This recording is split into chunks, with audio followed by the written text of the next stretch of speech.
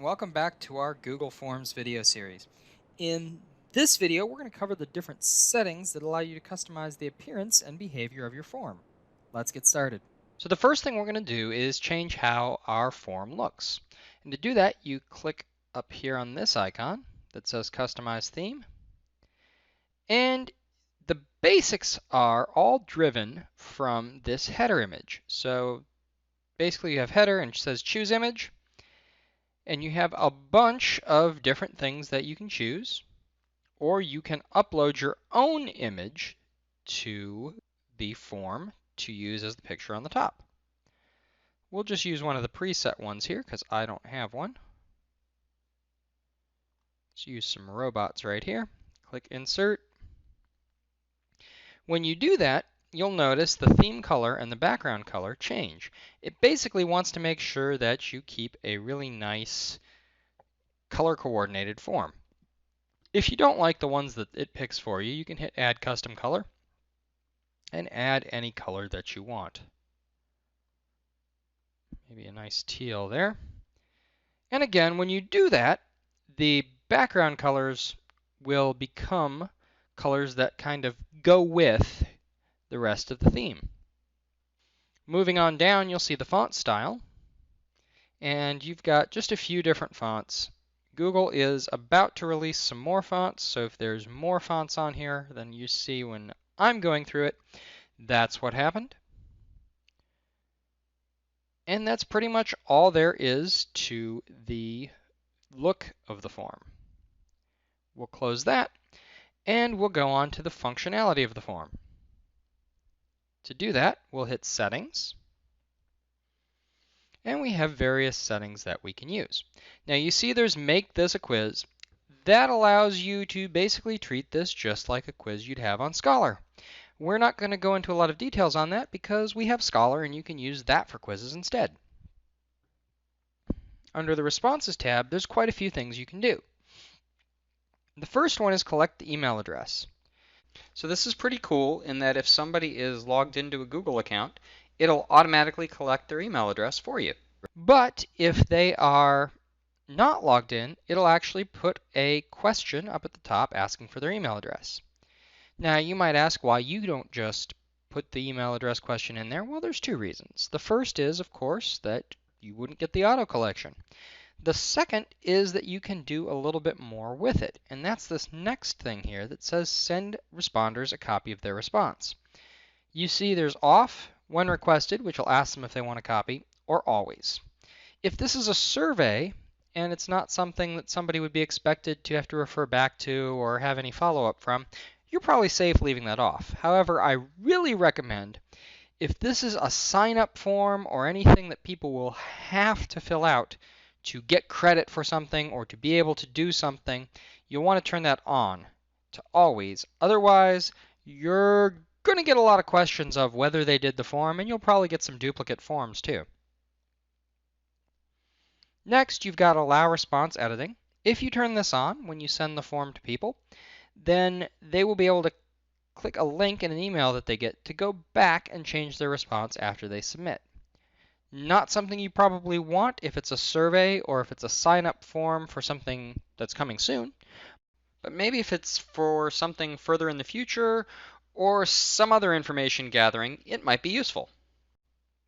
We keep scrolling down, and you see Require Sign-In. Now this first one that says Restrict to Users in Christopher Newport University and its trusted organizations means only people signed into their Christopher Newport University Google accounts will be able to take the form, and they have to be signed into that account as the account that's selected. If they have multiple accounts and they're using their personal one for going around and they go to your form, they will have to switch accounts before they can access it. This is the default setting, and that's changed. So if you want to send this to the general public, you need to make sure to go turn that off. If it is something you want to do, maybe it's sensitive information, you're worried about spamming people, things like that, then you got to turn that on. You can also limit people to one response. If this is something where it's a survey, if it's something where they're supposed to sign up for just one thing, things like that, you may want them to be able to fill out the form multiple times. So, easiest way to do that is to click this limit to one response. Again, they will have to be signed into some Google account, even if you have this restrict to users at Christopher Newport University turned off. Now, if you just have this limit to one response, it can be any Google account. That's just how it tracks it. Let's keep on going. And we've got the presentation menu. The show progress bar, that'll show a bar at the bottom of the screen if you've got a multi-part form, one where you have to click next and next and next. You also have shuffle question order, which can work for surveys or quizzes. You can turn that on, it'll scramble everything up. The confirmation message is useful. So if this is something where you want to convey some information to them after they submitted the form, maybe it's a sign-up form and they're going to get contacted in a little bit, something like that, you can click Edit and do something like this. If you like what that is, you can click Save, and that's what they'll see when they submit the form. Now, it's important to note, this is plain text only. You can't put HTML, pictures, links, any of that stuff in there. Now, if you have a single sign-up form that maybe they need to fill multiple times, you might want to put this show link to submit another response. Of course, we have the limit on, so we got to turn that off before we can do that. If you turn that on, then below that confirmation message that you have, you will see a link that will let you submit another response. It'll basically just take you back to the beginning of the form. For something like maybe surveys, you might turn on the view response summary. For things like sign-up forms or anything involving other people's private information, you'd want to keep that off.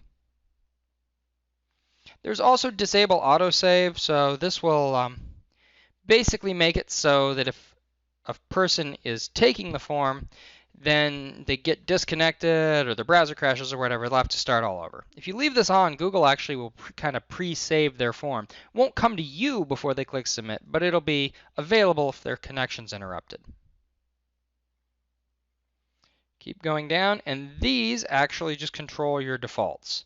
So you can control whether it starts off with the email addresses selected. If this is off, the email addresses are not collected, you have to go and click the thing. But this applies to all forms. And again, question defaults applies to all forms. And if you turn this on, questions start required. Remember, we had that little toggle at the bottom of every question that said it's required. So we're almost done. Now we're ready to send out our form. It's really important that you don't use the web address here, that web address in the top of your browser. If you do that, you'll link people to the edit page for your form. They'll request access. If you give them access, they can change your form. Instead, you're going to click the send button up here. And we get a few more options. We get, again, this option to collect emails. You can turn it off and then it won't happen again.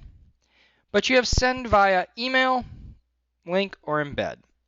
To tell you the truth, there's not a lot of good scenarios where you'd use the email or the embed, so we'll just cover using a link.